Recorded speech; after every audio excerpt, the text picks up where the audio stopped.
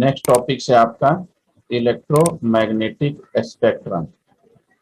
Spectrum तो पता होगा आपको, white light split into 7 colors, it's called spectrum. Rainbow जो कलर होते हैं, या व्हाइट लाइट को प्रिज्म से पास करवाओ तो उससे भी आपको 7 कलर मिल जाएगा। तो ये सब चीज स्पेक्ट्रम सेकंड बुक्स है, उसमें अपन डिटेल्स में पढ़ेंगे।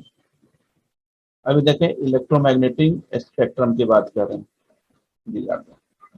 The order distribution of electromagnetic wave in the form of distinct group with different properties is called electromagnetic spectrum.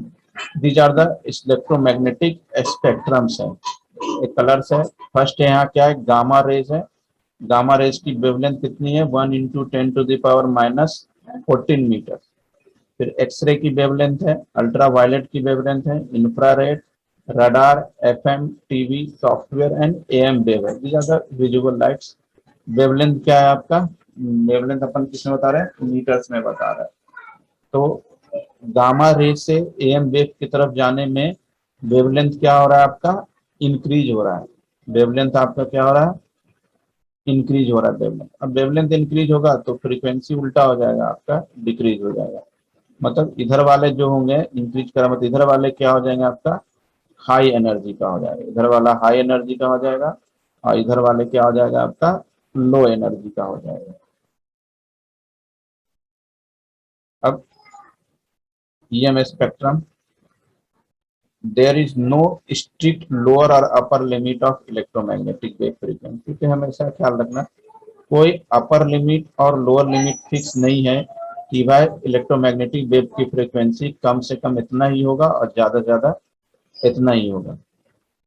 The range of frequency assigned to the different types of wave is somewhat arbitrary। तो arbitrary मान के चलते हैं। And reason में overlap, क्योंकि सब क्या करते हैं, कलर्स क्या होते हैं, एक दूसरे पे ओवरलैप करते हैं। The name of the different region were chosen based on how the radiation in each frequency interact with matter in how it regenerate. मतलब इसके जो नाम दिया गया है इस बेस पे दिया गया है,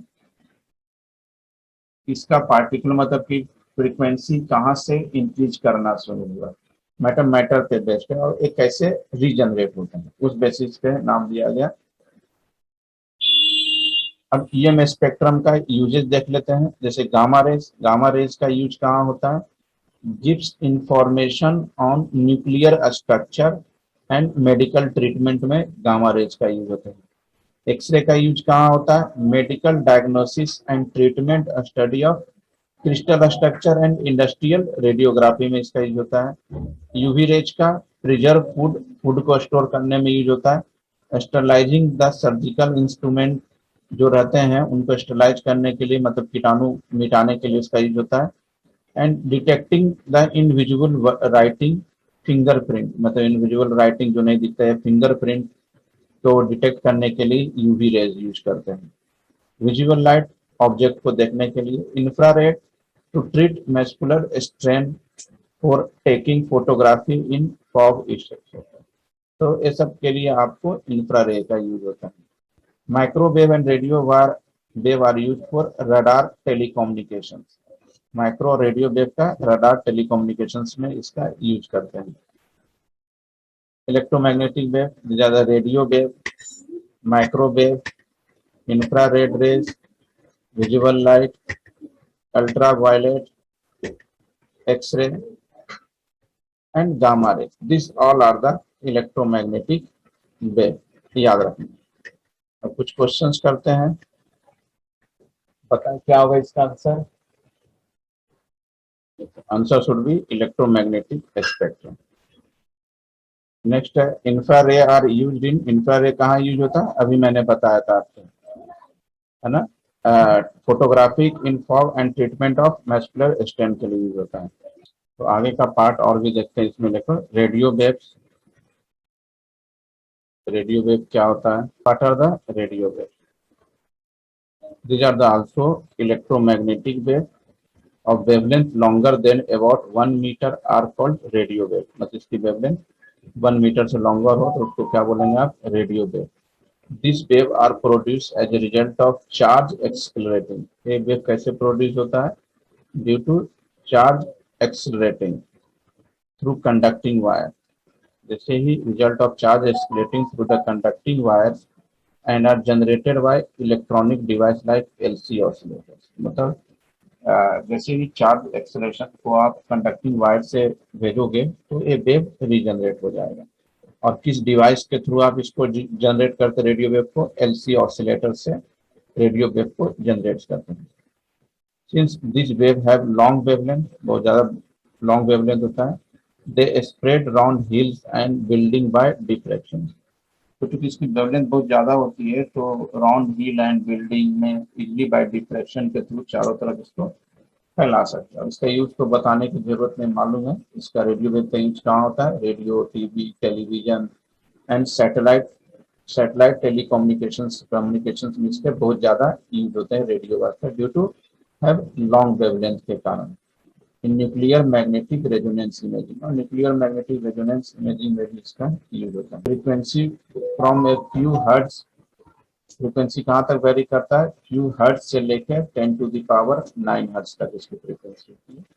corresponding wavelength are from about, wavelength क्या होता है? 10⁸ मीटर से लेकर कुछ सेंटीमीटर तक होता है। Usually produce by an AC circuit attach to, usually कैसे प्रोड्यूस होता है radio wave?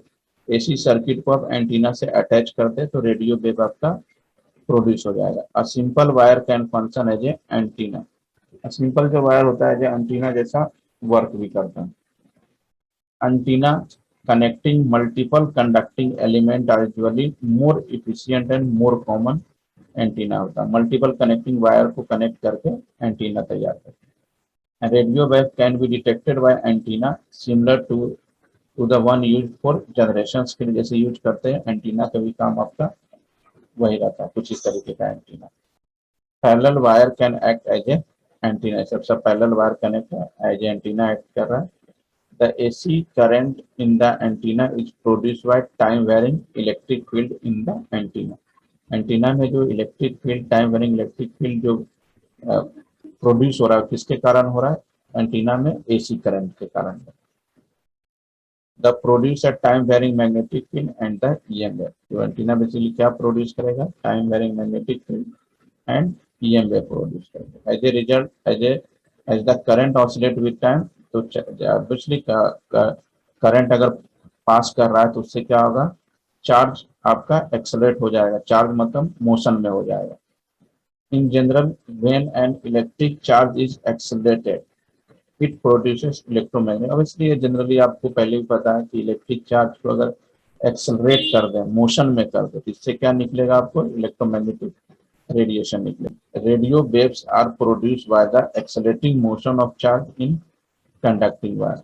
They are used in radio television communication system. इसकी फ्रीक्वेंसी का रेंज कितना होता है? 500 किलो हर्ट्ज से लेके 1000 मिली हर्ट्ज तक होते हैं। अतः एएम बैंड फ्रॉम, और एएम बैंड, एएम की बैंड कहाँ से कहाँ तक थी? 500 किलो हर्ट्ज से लेके 1710 किलो हर्ट्ज। एएम मतलब एम्पलीट्यूड मॉड्यूलेटेड। जैसे एफएम होता है ना, एएम के बाद ही आपका एफएम आया। पहले क्या था कि रेडियो में ट्यून करना पड़ता था, तो that is called AM, amplitude modulated की बात करें। And higher frequency octave 54 megahertz तक जाता है फॉर शॉर्ट वेव बैंड के लिए। टीवी वेव का रेंज कितना होता है? 54 मेगाहर्ट्ज से लेकर 890 मेगाहर्ट्ज तक होता है टीवी वेव की range. The FM radio band extended, अब पहले एएम था, एएम के बाद क्या होगा? एफएम आया। एफएम को याद रखना, एफएम को क्या बोलते हैं? Frequency modulated. तो उसकी रेंज कहाँ से कहाँ तक होती है एफएम की? 88 मेगाहर्ट्ज से लेके 108 मेगाहर्ट्ज तक। Cellular phone are used radio waves to transmit voice communication in ultra high frequency. जो अपन जो फोन वगैरह जो यूज करते हैं या जो यूज करते हैं, क्या यूज करता है? रेडियो वेव का यूज होता है वॉइस कम्युनिकेशन को एक जगह से दूसरे जगह ट्रांसमिट करने के लिए। क्या यूज करते हैं? Ultra high frequency band use करते हैं। और लो फ्रीक्वेंसी वेव कहाँ यूज होता है? एम बैंड में यूज होता है। Radio waves having wavelength 10 metre और मोर, 10 मीटर से ज्यादा हो तो उसको क्या बोलेंगे, AM बैंड बोलेंगे। And the lower atmosphere to transmit to the this wave but the ionosphere reflect back. तो जो लोअर एटमॉस्फेयर है उसमें तो ट्रांसमिट होता है, बट आइनोस्फेयर में क्या हो जाएगा, वो रिफ्लेक्ट हो जाएगा, रिफ्लेक्ट होकर आ जाएगा। A signal transmitted from a certain point can be received at another point in two possible wave directly। मतलब एक जगह से सिग्नल भेजा गया और दूसरे जगह सिग्नल को अगर रिसीव करना है तो दो तरीके से कर सकते हैं। First, along the surface of the earth के along कर लो तो उसको ग्राउंड वेव बोलेंगे, या दूसरा आफ्टर रिफ्लेक्शन फ्रॉम आइनोस्फेयर उसको रिफ्लेक्शन करवा दो, उसको क्या बोल देंगे, स्काई स्काई वेव बोल देंगे।